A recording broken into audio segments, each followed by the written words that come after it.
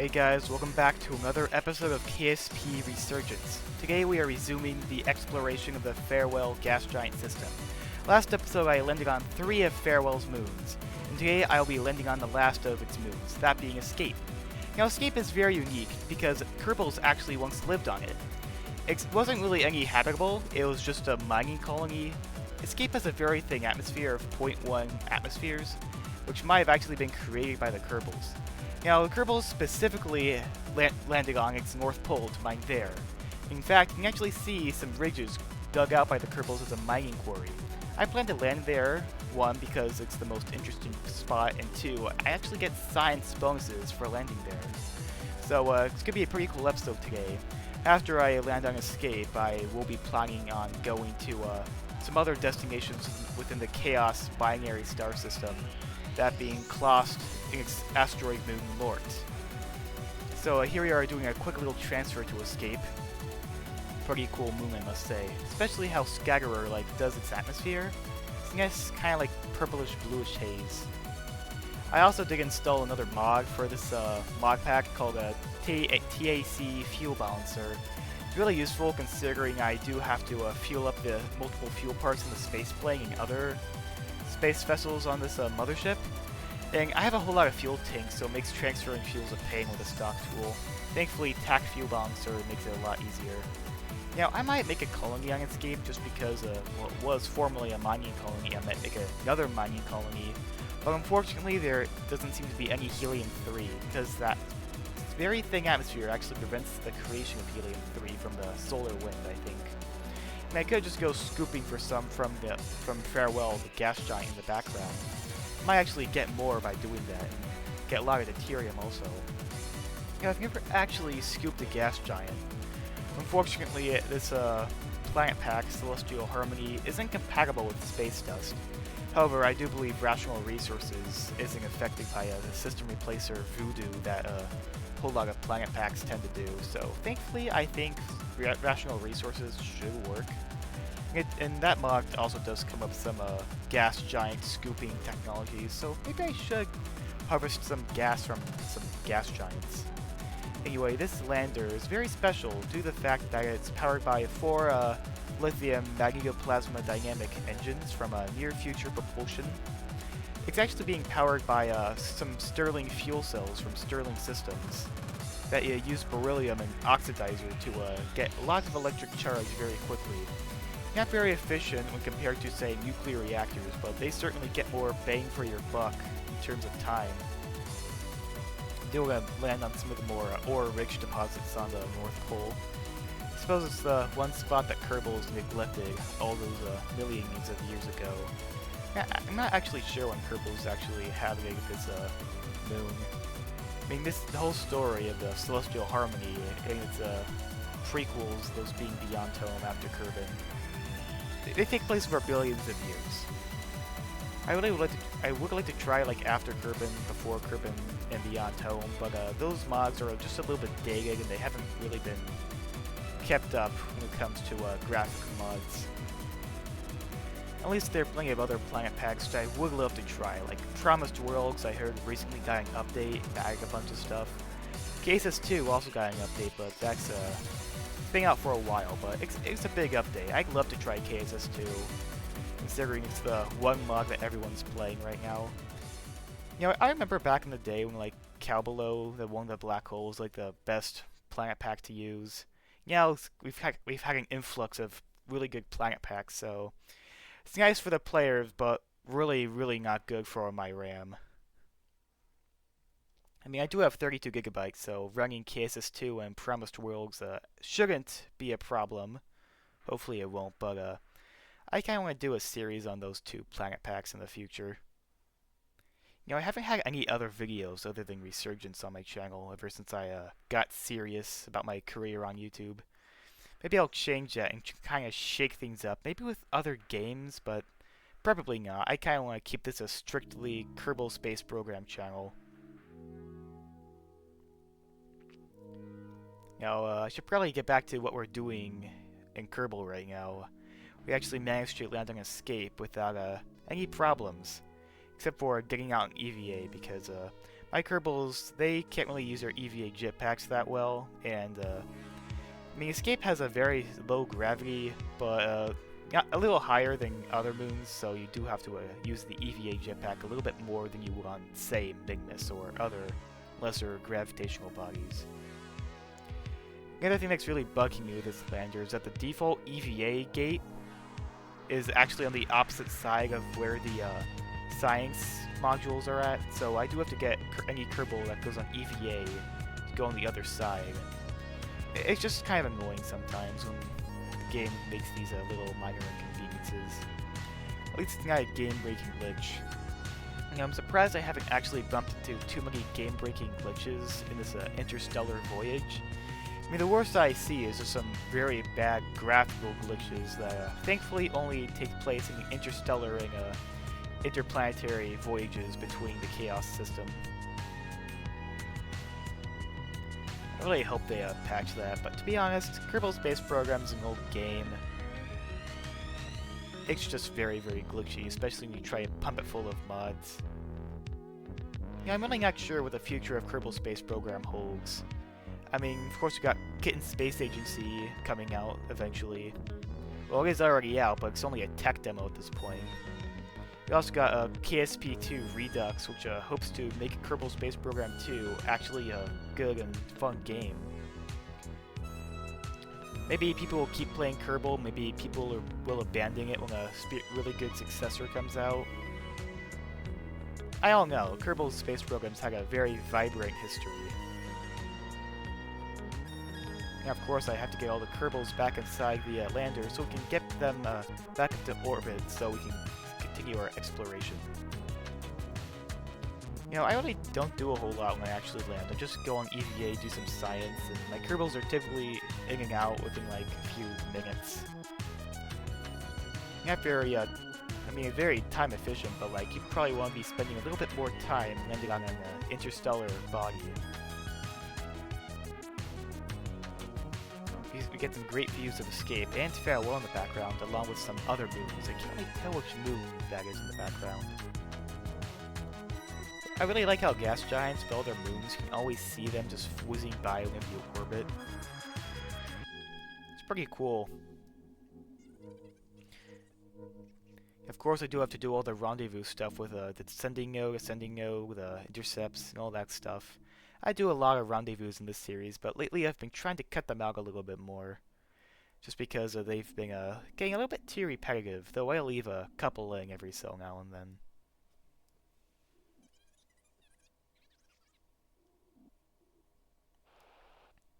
Of course, we do have to do some very fine maneuvering just to make sure we get a good counter.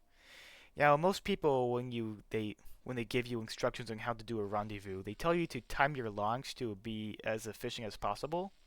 But I just never do that. I always just get into an orbit, and I wait in there until I get a good intercept. Now, a good tool to do that is to press the orbit button on the maneuver planner, just so that instead of doing it like as soon as you reach the node, you do it then orbit after you reach it, or several orbits depending on how many you do. It's really good when you really need to do a precise maneuver, like have it plotted as soon as possible. Now, Excalibur, this behemoth of an interstellar vehicle, does take a long time to turn around, so I've been doing a whole lot of manual docking instead of using the legendary Matt Lown lazy method. Though sometimes I do have him point towards target, especially when I get the lander in front of the mothership, just to make sure I actually get a pretty good approach in the end. And after a little bit of a bump, we end up docking just fine. It's really important to turn those fuel cells off because they do end up using a whole lot of resources when they are active. I mean, probably not too much considering the electricity demand isn't really that high in this vehicle, considering we do have a fission reactor and a fusion reactor running simultaneously. And if I did run out of oxidizer and beryllium, which is the metal that's being used in the fuel cells, it wouldn't be the end of the world because these fuel cells actually come with a recharger that turns the waste product, I think it's beryllium oxide, into viable fuel again, though it requires a lot of electric charge, which thankfully all the other reactors on Excalibur are more than capable of producing. Now, we've landed on all the moons of Farewell, so there's really no reason to be orbiting Farewell anymore, at least for the time being. I do have some rocket parts on Excalibur, but I don't have a vessel capable of carrying them down to establish a colony. Little mistake on my part. Maybe we'll come back and colonize one of these far-flung planets and moons. Now, this is Clost. Now, you may have noticed I cut out the entire transfer here, just because I didn't want any of those weird graphical glitches appearing in my video. Now, Clost doesn't really seem that interesting. It's just a vacuum moon with a moderate amount of gravity, being around 0.4 Gs. Though it does have quite a few resources, so maybe I could have a mining operation here in the future. Now, I was kind of hoping to have warp drives unlocked by the end of this interstellar grand tour, but looking at the tech tree, all the warp drives are super expensive in terms of science. So, like the last tech nodes cost like 20,000 science. Even though this is a interstellar grand tour's worth of science, the science values on some of these far-flung locations actually aren't as high as I initially thought they would be. And I think I might not have all the warp drive technologies unlocked by the time I get home. I mean, I would really like to see Excalibur do some more typical interstellar missions first. But then again, I also kind of want to do a warp SSTO to some of the planets in cosmic serenity. Just because Celestial Harmony, which is this this planet pack I'm playing with right now, currently only has 2 stars. The Harmonia system, which is the your home system, it replaces the Kerbal system, and then the Chaos system, which is what I'm exploring now. Now, there will be more solar systems added in the future, but if I recall correctly, Celestial Harmony is currently on a brief development hiatus, because the developer is focusing a bit more on Cosmic Serenity, which isn't a system replacer. It's more of a regular planet pack that adds more destinations alongside the stock system, though it actually was intended to originally be part of the Celestial Harmony planet pack, but then that one part got delayed. The Havoc system, I believe it's called, got delayed, and ended up becoming its own mod with different stars. It has a pulsar now called Anubis that I will be exploring later in this series. And there are some other stars in development which have some really cool planets, so I can't wait to explore those when it comes out. I'll probably do a mob review video when the updates finally come out. I don't know, we'll have to wait and see.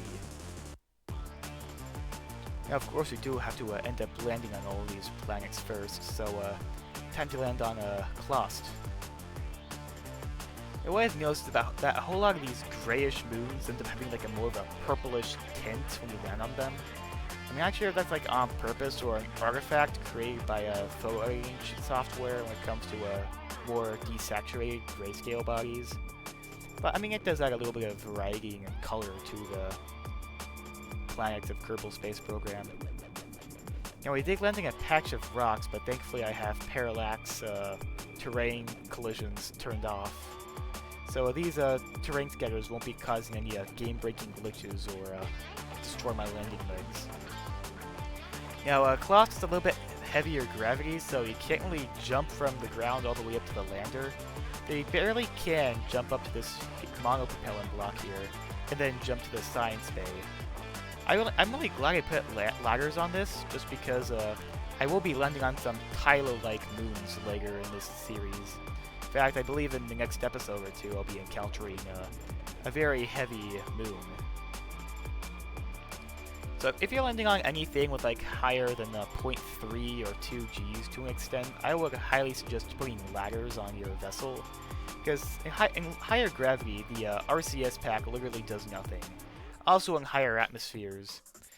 I remember earlier in this series when I was doing my Magnifica 5, I made a lander to land on this one Titan-like moon called Hesperia. And it turns out that lander couldn't do anything because I forgot to account for drag. Turns out drag's a really big problem when you have 0.4 atmospheres of pressure. Thankfully, I did end up redesigning a lander and sent it to the Tenacity Interplanetary vehicle to get that landing done. Pretty crazy story. Unfortunately, if something were to go drastically wrong and one of the landers in this Grand Tour were to be severely underbuilt, I wouldn't be able to just send a mission over there to replace the lander, just because the transfer would probably take years, and I'd probably have to make like a whole nother antimatter or like at least a fusion drive capable of carrying all the parts over there in a timely manner, which is kind of impossible for me at the moment, at least to do without cheesing the game and waving a bunch of helium-3 out of nowhere. I mean, this is science mode, I could do that, but I kind of want to avoid cheating. Well, it's not cheating, it's just kind of it's just a little bit unrealistic. If I'm going to be using any resources, I would rather mine them in situ and then launch vehicles from there. Of course, I have to type something really long on the plaque, though it probably doesn't have much meaning. Then, of course, we have to get the Kerbals back inside the, I haven't given this lander a name. I just call it like the LND-6 or something. I don't know.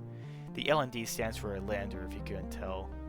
Should probably give this lander a nickname just because I really like the design of this lander. How it has those 4 plasma engines, the near-future spacecraft command module, not to mention the radiators and the really big landing legs that come from the Artemis construction kit, if I recall correctly. Now, my whole mod pack has a whole lot of parts. I mean, all those part mods are really great, but they really do take a huge thing with my performance. So, if I try searching for a part, it ends up like taking a few seconds for the whole part list to load.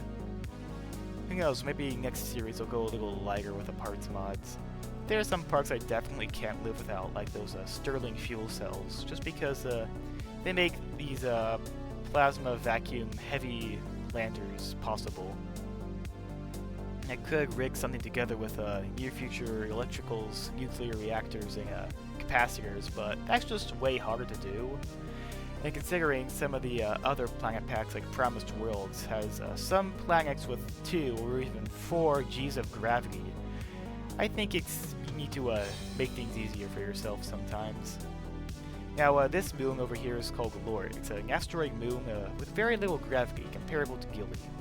Now, instead of taking Excalibur over there, I'm just going to take the lander and send it directly there, just because this lander has tons of fuel, it's very efficient. It could probably land on Tylo and take off and then land again and return to orbit twice without refueling, if not more.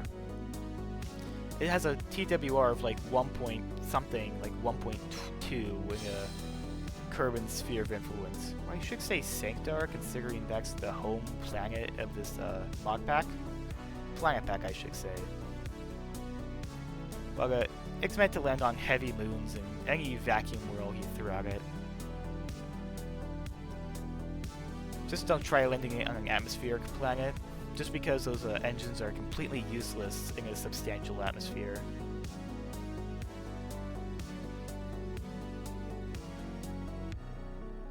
Now, of course, this is Lorte over here.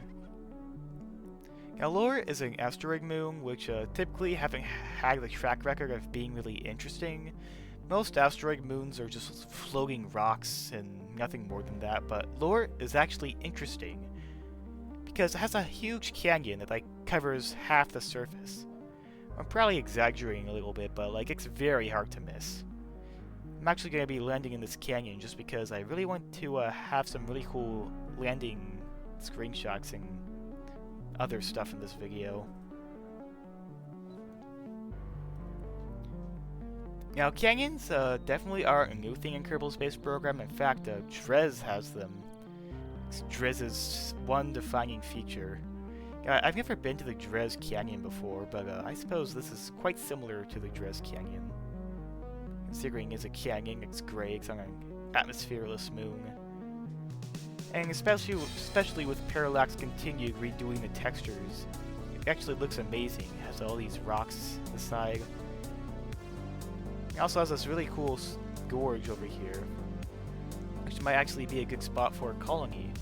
Unfortunately, I did not do a resource scan of this place, so I'm completely in the dark about whether or not this canyon actually has good resources. Since gravity here is so low, you can pretty much stay hovering for a really long time just by using the RCS pack. In fact, I didn't even have to bother sending a lander down here. I could have just sent a Kerbal here. Though, of course, I wouldn't get any signs by doing that, other than the signs that comes from the crew reports and the surface samples. But, I mean, you could send a Kerbal down here and have them return to orbit, especially if you have an RCS fuel canister. Of course, you have to get all 5 of my Kerbals out. This lander can actually hold 6 Kerbals, but I didn't feel like loading it up fully. Just because more Kerbals means more time unloading and reloading them. It's just kind of redundant and wasteful. I really don't need a whole lot of Kerbals in this. I mean, the only reason I need more Kerbals were for like a colony where I need lots of engineers to run all the facilities. But I mean, I like to send lots of Kerbals, and I kind of thought about making a colony with Excalibur, but as I said previously, I don't have any vessel capable of taking rocket parts down from orbit. And what would have really been nice if I placed a workshop from Extraplanetary Launch pads, just so I could at least build something that could. But alas, I forgot, I didn't think about it, so we just have this is just an exploration mission, not a colonization mission. I wonder what moon or planet I should colonize. Maybe I should leave that up to you guys. I should make a poll when I'm done with this voyage. It would be really helpful to have a colony, just because the Chaos system is really close to the Havoc Brown Dwarf system from Cosmic Serenity, which is actually my next destination on my to-do list for interstellar conquest. So it really would be a nice colony spot. Of course, I do have to do a pretty interesting rendezvous, just because I'm coming in a rather elliptical trajectory. I really don't have much to say about this rendezvous. It just went without issue. It's just make a maneuver node to get your ascending node and descending node to 0 degrees, then burn retrograde to make sure you're on target and get a good encounter. It's just another boring rendezvous. Nothing much to say. What I should say though is that whenever I do end up getting the physics range of Excalibur, it does take you a few seconds for all the parts to load. Because it's a lot of parts. I'm not sure exactly how many. I feel like most of them are being contributed by the triangular radiators on the sides of the cryogenic tanks. I mean, Stirling Systems adds some triangular radiators that are similar in size but only take up one part. Maybe I should have used those, just because they'd be more performance friendly. Maybe I could have tweak scaled some of the triangular radiators instead of making a huge array of them. I mean, I'm not a big fan of tweak scaling lots of parts just to make them massive, because whenever I do that, it ends up having really low texture quality, just because the textures aren't scaled up. I do have to bump the docking port a whole lot just to get an actual dock. And that was our Clost and Lorte landing. Went pretty well without issue. Now, of course, I do have to get all the science and load it up into Excalibur. Now, unfortunately, that will be the end of this episode. I hope you guys enjoyed watching it, and I'll see you all in the next one.